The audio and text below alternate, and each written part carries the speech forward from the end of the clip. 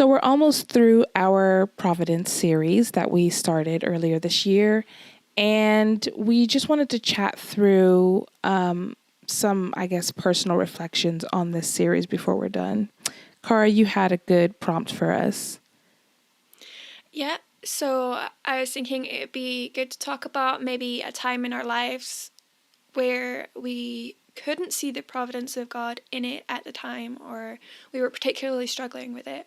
And then maybe our reflections looking back with hindsight, being able to see what was actually happening at the time. Yeah, I mean, there's probably so many examples. Let's be honest. I think the things that come to mind are actually before I was saved. I had a lot of struggles within my immediate family growing up. Things that I never complained much about because I just wasn't raised a complainer. I've made up for it since then, but really hard times in my immediate family that I thought, why am I having to go through this? And once I was saved in university and started to appreciate the sovereign hand of the Lord, I started to realize how those situations growing up actually prepared me to counsel others, like within the church, and to be able to relate more with new believers as they entered the church, because I had similar situations in my own personal life.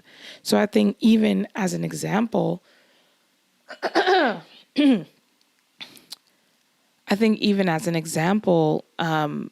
for others, the Lord could use suffering and trials to say, oh, I know what this is like.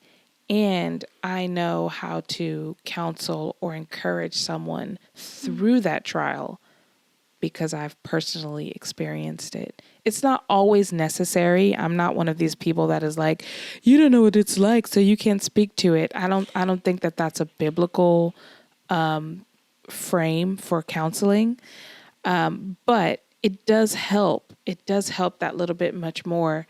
And I think it also within myself, it's helped me to really appreciate the Lord because I have gone through it and I've seen what can happen when I come through the other side. It reminds me of that verse in Corinthians where it talks about you can comfort others with the comfort with which God comforted you. Exactly. Yeah. Yeah, I was thinking about this, and there are so many examples that I could pull, which is wonderful. It's horrible because it's been hard, but it's wonderful because it just proves God's goodness again and again and again. But probably the biggest struggle for me would be when I was about 13. My gran was in hospital for several months and she lived a few hours away, which is a bigger deal in the UK than it is in the US. But it was a very hard time because we thought she was going to die. She did actually ask my mum at one point to help her, which obviously she said no. But that was a very hard time because she wasn't saved. And it was hard enough that she was so sick, but it was even harder that she wasn't saved.